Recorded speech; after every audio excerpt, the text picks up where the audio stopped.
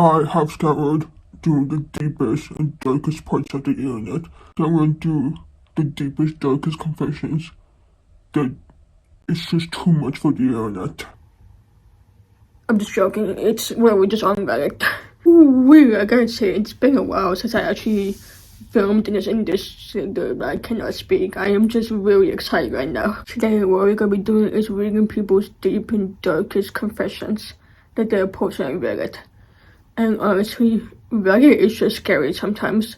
Where someone could confess that they murdered someone on Reddit, and it's just no regrets whatsoever. And let's just get right into it. It's not absolutely horrible, or I already messed that up. Okay. It's not absolutely horrible on the grand scheme of things, but I never told anyone about it. Or really, that first sentence makes it sound like it's horrible. One night I was working at Chick-fil-A in a small mall. Well, they read small. We were closing and someone came up and had a complicated order. This was always something that made me super furious, and this lady was being a complete bee when we told her that all of our machines were off, and that since it was a minute to closing, she would have to wait about 10 minutes for her food. She was saying stuff like, "I can't believe you idiots want $15 an hour." And just undid a wig that was clearly her fault. She should be wigging that long. Me with the $16 an hour. I was in the back hearing all of this, and in my blind anger, I decided effort, I don't need this job, and I rubbed my dick on her food once she was finished. That was the only time I ever did anything like that, and I felt pretty terrible afterwards. I don't work in fast food anymore, so rest easy. Yeah, that chicken is probably tasting weird. And I don't think she probably knows that. I needed money a while ago, so I went on Tinder and found some guys who paid me well for my services. I used the money to buy a 3DS. How much is a 3DS now, actually? A standard 3DS is like $179 on Amazon. That's like one service. Don't worry, I wouldn't know. During my middle school years up to my high school, I was bullied constantly by this one group of kids. They made my school life I live now, especially the ones who were illegal. Do bullying groups still do that? Just have like a league? Family was rich, and of course his family was rich. Had a lot of influence, so nobody could do anything or really cared what you did. Never told my family because they were struggling and didn't want to be a burden to them. Illegal. That it would be fun to start harassing my family. Alright, now that's... bullying is already real, but that's a whole new level. Like, I've been bullied before in elementary school, but if you're gonna come and mess with my family, the only thing that you're gonna be messing with is the hospital bills. I know that doesn't make sense because we're in Canada, but just let me have it. During my junior 1 year, he started showing up at my dad's business, harassing customers, egging my house at night. Bro, naturally my family didn't know what was going on. I snapped. I was beyond rage, the kind of anger where you're not even mad. One where you're just driven to hurt the person who's hurting the ones you love. I feel like I had memory loss because I think I probably did that.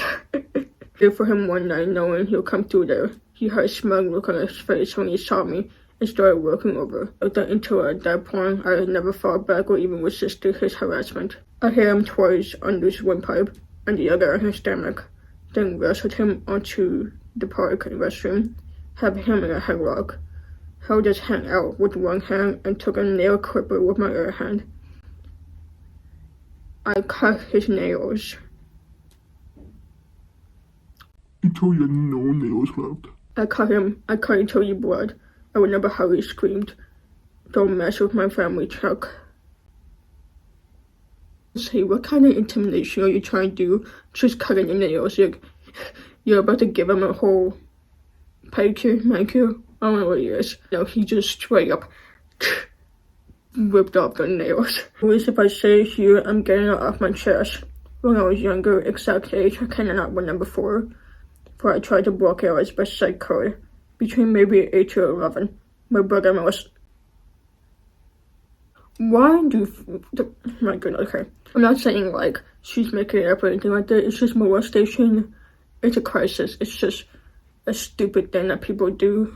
it needs to stop. He had his friend whose house we go over and play at, whether it be riding bikes or playing video games or make-believe. They have been friends since they were 4. His friend tried to exclude me one afternoon, which meant I would stay outside in 9 degrees plus heat by myself. No food or water. Asked where you wanted in exchange and he told me to let him see me. Oh no. Told him no. Saw that my brother was just watching and his friend pinned me to the ground to undress me himself and look. Oh goodness gracious. He didn't touch, just his eyes were all over me. Oh man. After that my brother started, he helped me get undressed and ready for a bath or shower. He would accidentally touch my butt when passing by, waiting until it started to develop. And then he touched my breast and sucked on it with his mouth.